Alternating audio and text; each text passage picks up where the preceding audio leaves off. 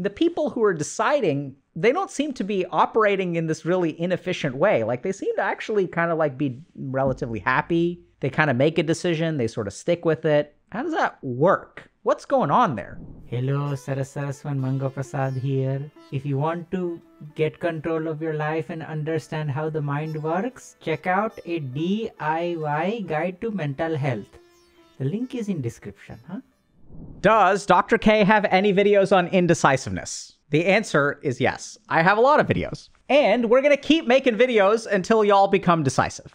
So today we're going to talk a little bit about indecisiveness. And let's understand, like, why is indecisiveness like such a problem, right? Because we know that there are kind of two kinds of people in life. There are the indecisive people like myself who have a couple of options. I can do A or I can do B. And I don't know, there's like A has these pros and these cons and B has these pros and these cons. And like, I don't know how to make a decision. I don't know how to make a decision. And then as we're indecisive, we procrastinate. As we procrastinate, the decision sort of becomes harder, and then we're forced to choose. We always end up choosing anyway. But in that window of time in which we were indecisive, something is lost. We're not quite sure what is lost, but it definitely feels like something is lost, right? And on the flip side, we've got the decisive people. These are the people who are like, they just like make a decision, right? They're like, oh, like they're not struggling with indecision. Like they're confident, they're decisive. They just make decisions. They just go for it. They're just living life, because that's what it is, right? A decisive person is out there actually living life. And an indecisive person is sitting back there not living life. We're trying to live life, but we just can't figure out which way to live it. And so it's really challenging because we're trying to figure out, okay, how can I become this decisive person? Like, how can I start just like living life instead of like stressing out about like what's the right decision and what's the wrong decision?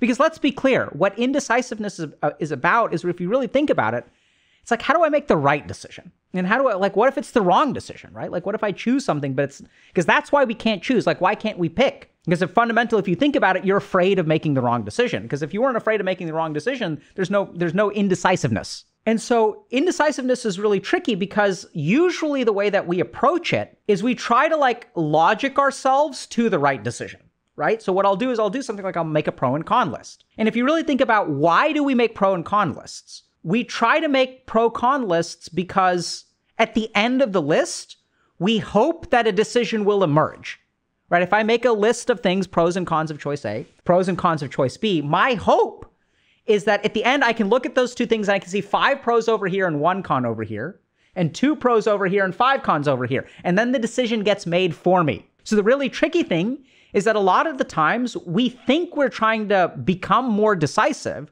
but we're not actually becoming more decisive. What we're actually hoping to do is work our way towards not needing to make a decision. We're working our way towards the decision being made for us. Because if we make a pro and con list, if we talk to enough people, if we do enough research, then we will find the right answer. And then I won't have to make a decision because the decision will sort of be made for me. Does that kind of make sense? That a lot of the ways that we deal with indecisiveness is that we like try to like bypass the problem. We don't want to commit to making a decision and making it a wrong decision. We're trying to trick ourselves into not making a decision at all. And so it's kind of strange, right? But now we can sort of see why indecisiveness persists, because we're never actually tackling the indecisiveness. What we're doing is trying to set up a situation where we never have to make a decision to begin with, because it's so clearly the right decision that we don't have to overcome whatever that thing is. And so now if we really want to understand, okay, how do I become more decisive? Let's start by understanding, okay, what is it, that thing that we're actually trying to avoid? What is it that makes it hard to make a decision? So I'm going to give you all a very simple exercise. The next time that you're indecisive about something, you've got 2 options. Just grab a coin and flip the coin. And if it's heads, you're going to choose option A. And if it's tails, you're going to choose option B. Easy, right? If you're indecisive, just flip a coin and let the coin decide. Now, if you are even thinking about that, and if you actually do it, what you'll notice is actually something really, really cool, which is that the thought of flipping a coin is terrifying. Actually flipping the coin, you're not even going to listen to what the coin says. Do you guys see that? As you think about flipping the coin, or as you actually flip a coin, what you'll notice is like this like feeling that starts in your gut and kind of comes into your throat, makes you kind of want to vomit. No, you don't want to do it that way, which is interesting, right? Like if you really like stop and think about it for a second, you flip a coin, it's not what you wanted, so you flip again. Wait, hold on a second. But then do you want to, since you didn't like the first one, are you going to go with the second one? Like, you know, it's like there's something weird going on inside you. And so anytime you look at indecisiveness, what you're actually going to find is what's at the root of it is actually a fear of regret. Because what makes a decision hard to make? Well, what if it's the wrong decision, right? I have to make the right decision and I can't make the wrong decision. Because if I make the wrong decision, then like it's the wrong decision and then I'm going to suffer and I'm going to regret and I'm going to miss out. So if we really look at what indecisiveness is about, it's not about indecisiveness or decisiveness. It's about an inability to deal with regret from your decisions. So what you're actually trying to do when you're struggling with indecisiveness is live a perfect life. You're trying to live a life that's free of any regrets, because here's your thinking. If I make all the right decisions, then I'll make the right decisions and then I won't have anything to regret and then I'll be happy. And my happiness depends on the decision that I make. Does that kind of make sense? So then what we can sort of conclude is that what we're thinking about with indecisiveness is I'm looking for the right decision. And the more indecisive I am, the more I want to be sure that I'm making the right decision. Because if I'm making the right decision, then I will be happy and I won't miss out. So if we kind of think about that for a second, like, okay, what about people who are decisive? If it follows that indecisive people are trying to make the right decision and we struggle and we're like, oh my God, right? We're thinking about it. We're weighing pros and cons. We're doing all this work to end up with the right decision. And if there are people out there that are just making decisions, right? Like there are people who go into restaurants and they're just like ordering food and they're like, what do you want? And then they just shrug their shoulders and they're like, you know what? What's your favorite? I'll get that. There are people out there living life like that, right? But what if it's the wrong thing? What if they don't like it? And so we would assume that, okay, so if the more time I spend making the decision, I weigh pros and cons list, I weigh my pros and cons, I do a bunch of research, that should lead to the right decision. What should actually follow is that people who are decisive are actually making wrong decisions, right? Because if people are just like, they're not really thinking about it, they're not doing their research, they're just flipping a coin, they're just going out there living their life, they're like, yeah, I'm going to order this, it should follow that people who are more decisive are making wrong decisions, like their decisions are flawed. And so then we kind of think about it and we're like, we don't want to make a wrong decision, right? That's why we're doing this. So let's think through that for a second. So why don't we want to make a wrong decision? Well, if I don't want to make a wrong decision, what happens if I make the wrong one? What do I do then? Well, decisions aren't forever, right? We kind of know that. So if decisions aren't forever, then what I can do if I ordered the wrong thing, then I can order something else, or next time I'll get something else. And let's say you pick something as a major, you're trying to decide what to major, and you decide you don't like it, then you have to switch over to the other one. And so then what's the problem with that? Well, it leads to inefficiency. Because the people who are indecisive, like, we don't want to waste time, right? If I had made the right decision in the first place, I wouldn't have wasted a year studying the wrong thing. And so we want to really avoid inefficiency, right? Because I don't want to waste time. Okay, so that sort of makes sense. So then it follows that if I'm indecisive and I end up sort of picking the right thing, then I'll be very efficient. That's the goal of making the right decision, right? So we don't have to clean up our mess. We don't have to change our course. We don't have to waste any time. So then it should also follow that people who are decisive are wasting more time. They're more inefficient, right? It kind of makes sense. If the whole point of indecisiveness is to make sure we make the right choice and make sure that it's efficient, then the people who are decisive should be making wrong choices all the time. They should be course correcting all the time. They should be living really inefficient lives that are filled with mistakes and regret. But is that actually how they live? Do you feel like people who are decisive are screwing up left, right, and center? Do you feel like they're incredibly inefficient? They start one thing and then they do something else? How does it feel? Well, no, it actually doesn't. This is what's kind of weird, right? It's like, wait a minute, hold on. The people who are deciding, they don't seem to be operating in this really inefficient way. They seem to actually kind of be relatively happy. They kind of make a decision. They sort of stick with it. How does that work? What's going on there? Because these people who are, decisive, they're sort of less afraid of regret, right? They're kind of okay making a mistake. But then why aren't they making mistakes all the time? And so that's where we really have to tunnel down and understand this. As we look at people who are more decisive, we begin to see that their lives actually seem to be having less mistakes, right? They don't seem to be course correcting quite as much, or they don't seem to be filled with regret. And let's try to understand a little bit about what's going on there, right? So how is that? If they're just sort of randomly choosing, or maybe it's not randomly choosing, but if they're choosing without doing all this research, then how is it that they're not making mistakes? And I think something fundamental has happened. And our society is getting way worse in this way. And fundamentally what's happened is we've started to assume that the rightness of the wrongness of a particular course of action comes from the decision. We've started to kind of surrender control of our ability to shape the outcome. We've started to think that the rightness or wrongness comes from the decision as opposed to what we do with the decision. And a great example of this is online dating, right? So if you look at like online dating, what we're sort of, everyone is trying to make the right decision. It's kind of like we're kind of looking at people and we're trying to find the right person. Because if I can check all the boxes, then my relationship will be good. We're trying to make all that decision making up front. We're trying to find the perfect person because it's the perfect person that leads to the perfect relationship, right? I need to find the one. But actually, if you look at people, and this is what's sort of interesting about growing up being Indian, is, I come from a culture where arranged marriages happen. And the thing about arranged marriages is you don't get to pick the perfect person. Like you sort of try, your family sort of tries, but there's this attitude of like making the decision work, right? And this is what we've actually this is the difference between an indecisive person and a decisive person. Is that the indecisive person tries to pick the right choice.